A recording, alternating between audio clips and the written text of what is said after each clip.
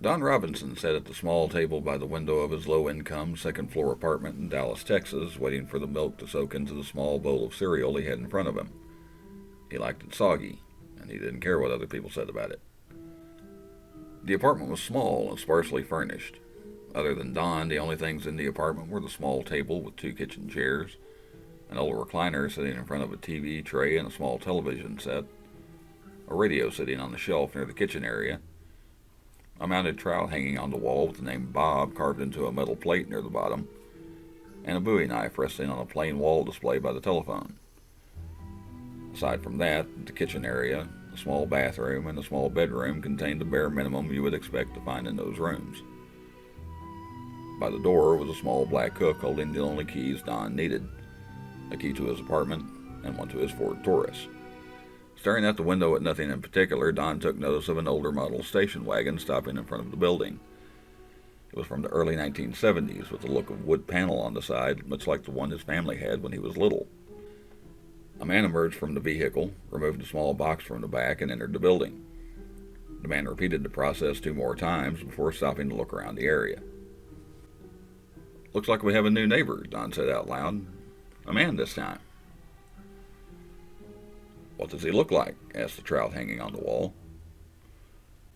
Don stood and moved closer to the trout, taking his now sufficiently soaked bowl of cereal with him. "He looks nice, Bob. About my age, even about my height. Maybe a little smaller than me. And he has blonde hair instead of brown and wears glasses. But still, a lot like me. It would be nice to have a new friend in the building." An uncomfortable silence followed as Don slowly sampled his soggy cereal.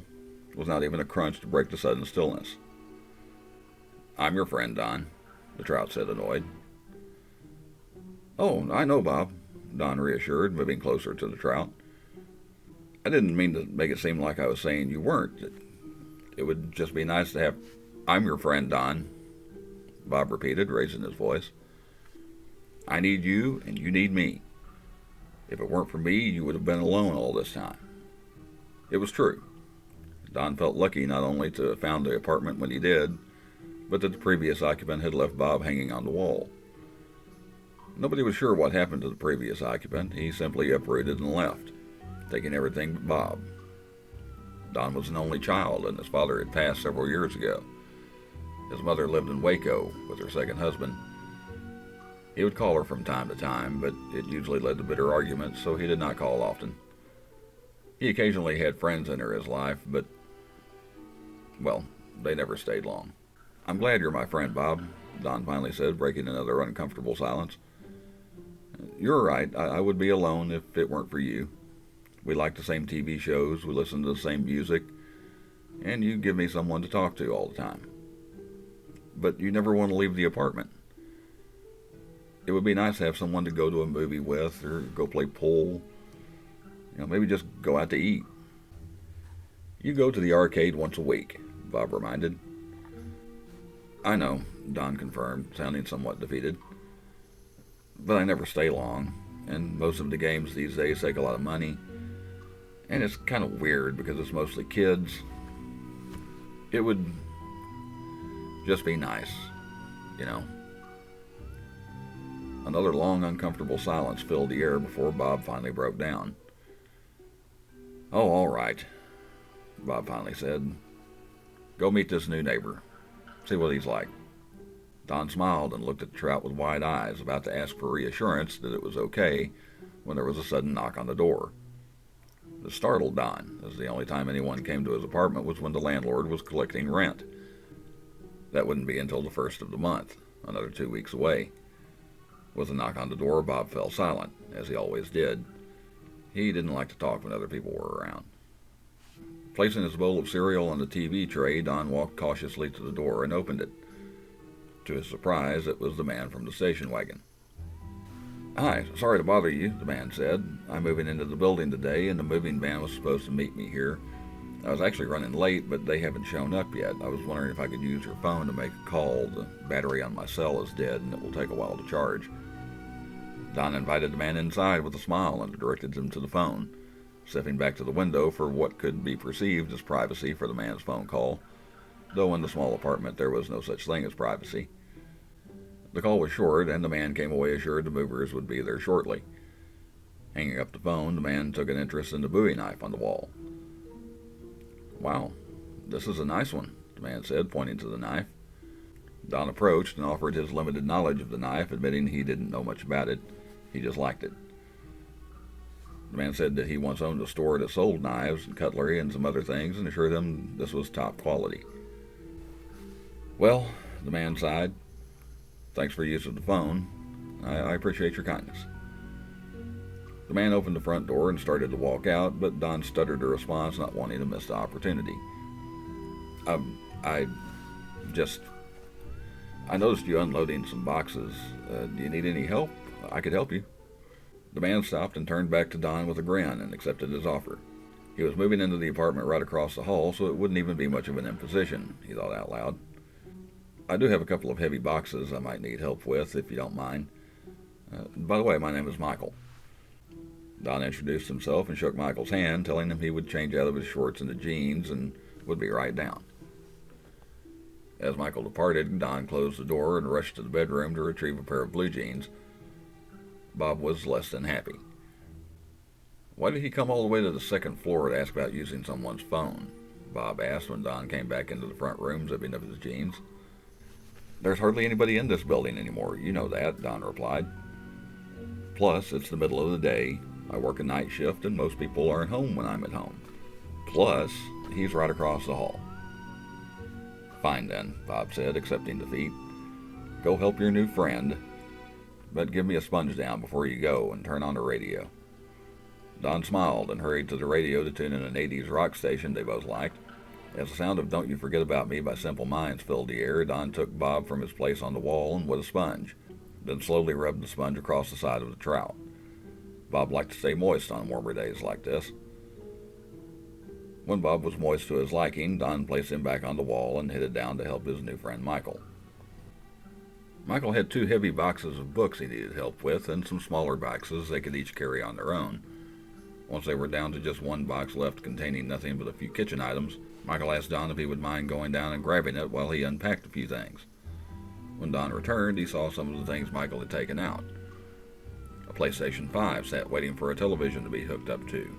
An autographed picture of Jennifer Aniston hung on the wall, and various other knickknacks sat on shelves and on the floor waiting for their permanent places. Don took an interest in the PlayStation 5, saying this was the first time he had actually seen one. "Yeah," Michael said, "I love video games. It's great to have something this nice to play at home. After the movers get here with the rest of my stuff, you should come back over and have a late lunch. And we'll play a little. I've got Spider-Man, Black Desert, an NBA game, a little of everything." Don was excited. His old PlayStation 2 stopped working months ago, and he hadn't played games at home since. He wouldn't have to wait long, as there was a knock on Michael's door that turned out to be the movers. Michael told Don to come back in an hour, and he would fix something to eat and fire up the PlayStation 5. "I have to warn you," Michael said with a smile. "When I get going on the video games, I might play all night." Don smiled broadly. "I have the night off work, so fine by me." Crossing the hall back to his apartment, Don caught a glimpse of what the movers were bringing in, including a 50-inch flat-screen TV. He wondered what the video game would look like on that television, which was a monster compared to his. Entering his apartment, Don could already feel the tension beyond John Mellencamp's Jack and Diane filling the air. Switching off the radio didn't soften Bob's tone when he spoke. "Well, how did it go?" Bob asked. Hoping to lighten the mood, Don was upbeat. "Oh, he has nice things, like a big flat-screen TV, and he has a PlayStation 5. He invited me back in an hour to eat and play video games. We might be a while doing that." The room fell back into that uncomfortable silence. Don waited patiently to find out what Bob thought about this, preparing himself for the argument that was sure to follow. Finally, Bob spoke. Why does someone with all those nice things live in low-rent housing? It seems strange, doesn't it?" Don offered, proud of his quick response. "He said he used to own a store. Maybe he was doing well, but things changed. That can happen. He still has the nice things, but he doesn't make the money he used to make." Maybe, but still, He has all these things you don't have. A cell phone, an expensive gaming system, a big screen TV, and it doesn't seem fair. You live in the same low-rent housing, but he has all the things you do without. You know what you have to do, Don? Don shook his head. No, not again. We haven't killed anybody in a long time, and I don't like doing it. He's nice. He's going to cook something to eat and invited me over. Bob laughed. He'll probably toss a TV dinner in a microwave or order a pizza. He's not going to cook for you. No, there's something fishy here, excuse the expression. Something isn't right. You need to kill him and take the PlayStation 5. You can bury the body in the usual place. Nobody's found it yet. It had been almost a year since Don killed Peggy. She was a dancer at one of the strip clubs and moved into the apartment right under Don's. They met outside one day, and Peggy was always coming over to ask for things, or borrow, as she put it. Bob pointed out to Don that nobody borrows food or soap or toilet paper like she did. She was taking advantage of him. One rainy day, she came over with a beautiful umbrella a customer bought for her. Bob decided Don should have the umbrella. Don didn't want to kill someone over an umbrella, but Bob insisted. Even after the umbrella fell apart a month later, Bob said it had to be done. It was the same with the others. The teenager with the PlayStation 2, the older man with the DVD player, the man with the Bowie knife. Bob talked Don into killing them all and burying their bodies in the secluded area near Louisville Lake. There were others, but he didn't even remember what he took from them. All those things had stopped working and had been thrown out, with only the Bowie knife still in Don's possession. I don't want to do it, Don said. You'll see, Bob calmly responded. He doesn't care what happens to you. He doesn't want to be your friend and will take advantage of you like the others. Eventually you'll see that. You always do. Without another word, Don gathered some clothes and took a shower. After the hour had passed, Don left the apartment, telling Bob as he left, I'll be home later, to which Bob did not respond. A few moments after Don knocked on the door, Michael opened it with a smile and invited him inside. Don was surprised at how organized the place looked already, as if Michael had been there for years. A small couch sat near a beautiful glass coffee table, the PlayStation 5 sitting on the table already hooked up to the big screen TV. In the corner, a teddy bear sat in a rocking chair, surrounded by dream catchers on the wall and knickknacks scattered throughout the room on shelves and end tables. The autographed picture of Jennifer Aniston was joined by other pictures of landscapes and random people. A small wood dining room table with 4 chairs sat near the kitchen. He really does have nice things, Don thought. Take a seat at the table, Michael said, pulling out a chair that sat facing the front door before he walked into the kitchen. Don sat in the chair and surveyed the room from that point, noticing even more knickknacks and decorations. I just moved in, so I don't have much in the way of food right now, Michael called from the kitchen. I'll just order a pizza. It shouldn't take them long to get here. Don was a little stunned. Bob was right. Michael had no intention of cooking, only ordering a pizza. If Bob was right about that, he was probably right about the rest of it. Michael was going to call on him at every moment, asking him to help move things or help fix something. He would start borrowing things like Peggy did. He would damage his car like the teenager did. As much as he didn't want to kill again, Don knew he would have to do it. Bob always knew what was best. He scanned the room looking for something he could use, and his eyes fixed on 2 candlestick holders on a shelf near the television. They looked heavy and would surely do the job. Don began to envision how he would get Michael in the right position where he could grab one of the candlestick holders and strike him on the head. While he was deep in thought, he became unaware of anything else happening in the room. He never knew Michael was coming up behind him with the baseball bat he had kept in the kitchen. Michael swung the bat as hard as he could, and with a stomach-turning crack struck Don in the back of the head. Don fell face first on the table. If he was still alive after that first hit was not known, as Michael hit him 2 more times with the bat to make sure he was lifeless. I did it, Michael said out loud. Good, said the teddy bear in the rocking chair. Now, go get the Bowie knife. You know what to do with the body after that.